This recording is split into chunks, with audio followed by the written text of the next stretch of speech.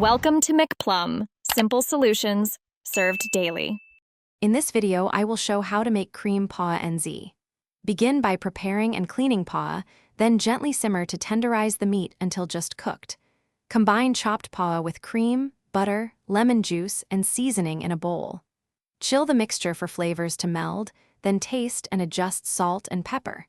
Serve cold on your favorite crackers or toast for a classic Kiwi treat. Measure ingredients before starting to keep the process smooth and friendly. Use roughly equal volumes of chopped paua and cream for a balanced texture, then add a tablespoon of butter for richness. Squeeze fresh lemon for brightness and season with salt and pepper to taste. Stir in herbs gently and refrigerate to let flavors marry. This approach keeps the spread creamy and true to its coastal roots.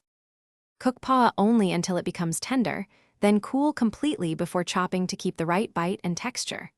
Mix cream and softened butter off heat to prevent separation and fold in the paua with care. Season in small increments, tasting between additions to reach the perfect balance. Chill the final spread for at least an hour so flavors settle, then serve cold for best enjoyment. Thanks for watching. Stay juicy and subscribe.